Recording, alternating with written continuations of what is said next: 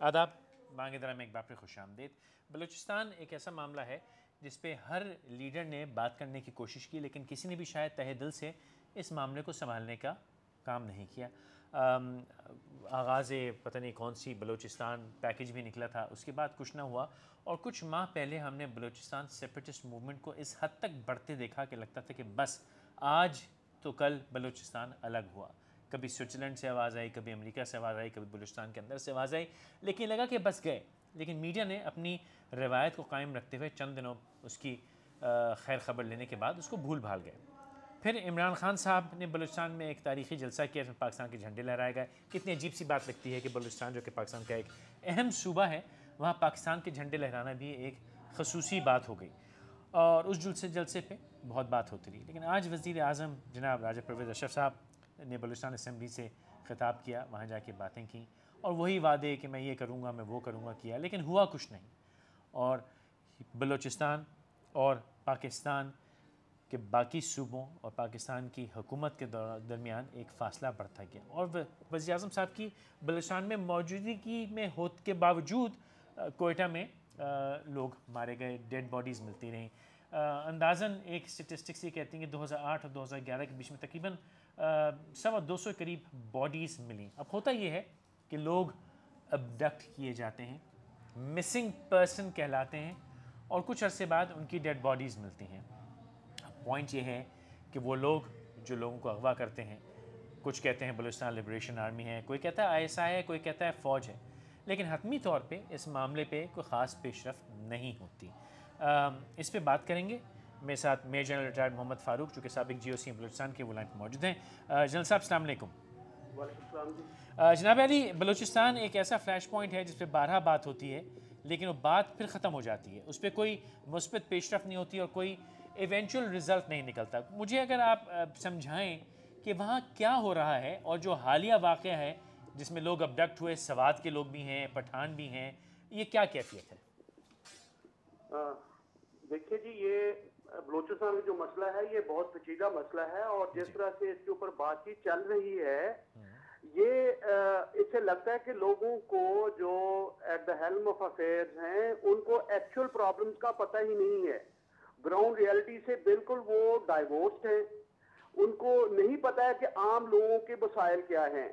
ये जज्बाती किस्म के नारे लगा देना, ये गिमिक्स कर देना कि जी हम ये कर लेंगे, वो कर लेंगे, पैकेज दे दिया, पैकेज के ऊपर अमल नहीं किया, लेकिन इसके लिए प्रॉब्लम्स को जानना बहुत जरूरी है।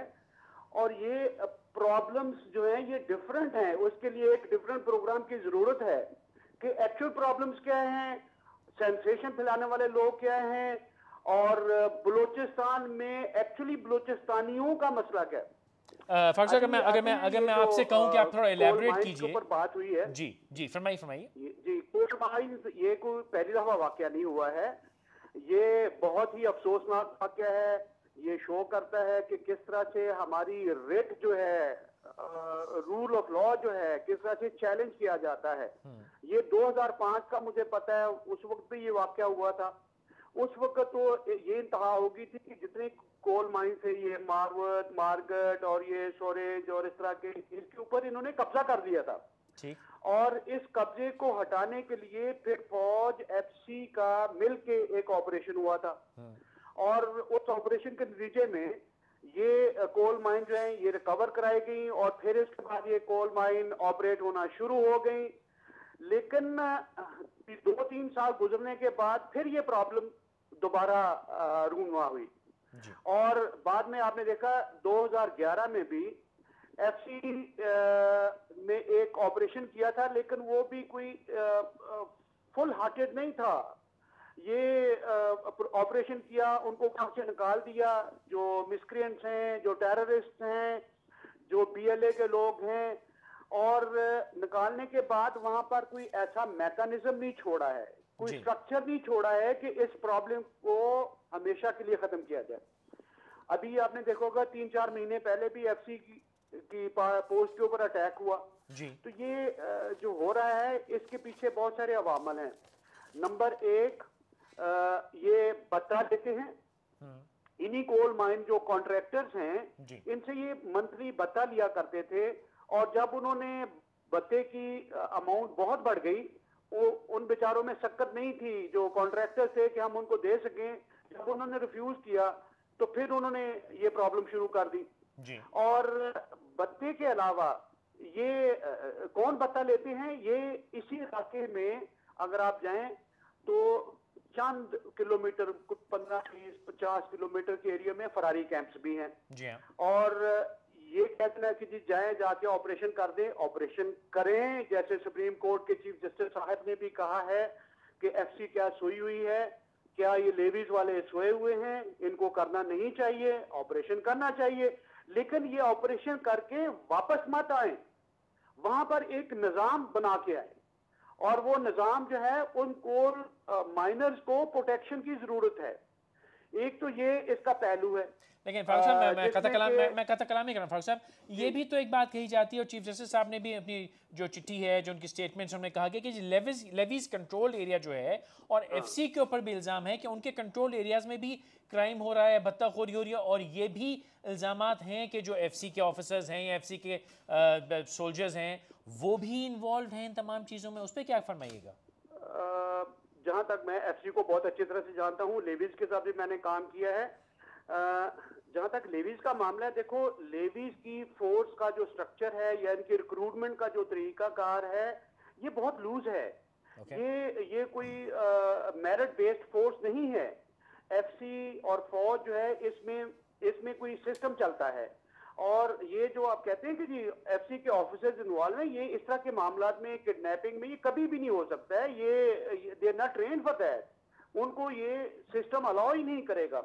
जहां तक लेवीज का मामला है, लेवीज अनफॉर्चुनेटली ये बी एरिया में लेवीज का कानून है और लेवीज काम करेंगे। लेवीज वो फोर्स है जो कि सरदार खुद अपनी मर्जी से या वडेरा अपनी मर्जी से एम्प्लॉय करता है, रिक्रूट करता है और फिर उनकी एम्प्लॉयमेंट भी उनकी मर्जी के साथ ही होती है। और उसके बारे में मैं ज्यादा नहीं कह सकता हूं, लेकिन इसमें एफसी के ऑफिसर्स कभी भी इन्वॉल्व नहीं हो सकते हैं। ये एक प्रोपेगेंडा है। लेकिन आप उनकी कैपेबिलिटी पे शक कर रहे हैं, उनकी ट्रेनिंग कैपेबिलिटी पे शक करता हूं कि कैपेबिलिटी इस तरह से कि वो उनकी कैपेबिलिटी ये तो मौजूद है कि जी वहां पर जाएं, ऑपरेशन करें और उनको एरिया को ओवरवेल्म करें। लेकिन उसके बाद क्या करना है, वो दौड़ जाएंगे। वो जो टेररिस्ट हैं, जब ये फोर्स आएगी वो चले जाएंगे, लेकिन जब ये एफसी वापस आ जाएगी वो फिर दोबारा आ जाएंगे। ये तो कोई हल नहीं है ना। You need to have a permanent structure, security का बंदोबस्त होना चाहिए। जैसे हमने चमलांग कोल माइंस में किया था, हमने लोकल फोर्स बनाई। बजाय इसके कि आप भत्ता जो है इन लोगों को दे, वहां पर लोकल फोर्स बनाई जाए और वो लोकल फोर्स जो है जिम्मेदार हो लॉ एंड ऑर्डर को मेंटेन के लिए और वहां पर कोल माइंस को तहफ़्फ़ुज़ देने के लिए। अच्छा, बात यह है कि रोज़ाना कोयटा में, बलूचिस्तान में इन जनरल बॉडीज़ रिकवर हो रही हैं, लोग अबडक्ट हो रहे हैं और इल्ज़ाम ISI या इस्टेब्लिशमेंट की तरफ जाता है। इसका भी तो कोई रेगुलर या कोई कंसिस्टेंट या कोई लॉन्ग टर्म सोल्यूशन होगा? और क्या मतलब सवाल लोग बोलेंगे कि मैं एक फ़ौजी जर्नल से पूछ रहा हूँ कि फ़ौज की इन्वॉल्वमेंट इसमें क्या है, लेकिन फिर मैं पूछना चाहूँगा कि कहीं ऐसा तो नहीं कि फ़ौज के रैंक्स में कुछ ऐसा हो कि वाकई ऐसा हो रहा हो, थोड़ी हाई हैंडेडनेस हो रही हो, या ये इल्ज़ाम है? अगर इल्ज़ाम है तो उसका हम लॉन्ग टर्म इफेक्ट सोल्यूशन क्यों नहीं निकाल रहे सर? देखिए, फ़ौज जो है ये माय डियर, ये इस काम के लिए नहीं बनी है। फ़ौज लोगों को उठाने के लिए नहीं बनी है।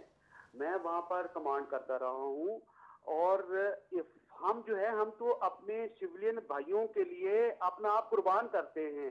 आप जाके कोलू एरिया में देखेगा, लोरालाई के एरिया में जाके पूछेगा, बारखान में पूछेगा कि हमने वहां पर जो माइन फील्ड बचाए हुए थे, उनके रास्तों के ऊपर जो बचाए हुए थे, वो हमारे जवानों ने कैसे क्लियर किए और इस प्रोसेस में उन्होंने अपनी बाजू जो है और पांव जो है वो पिटवाए। तो ये कह देना कि फौज इसमें इन्वॉल्व है, ये देखो, ये फौज के खिलाफ ये बात ऐसे नहीं करनी चाहिए।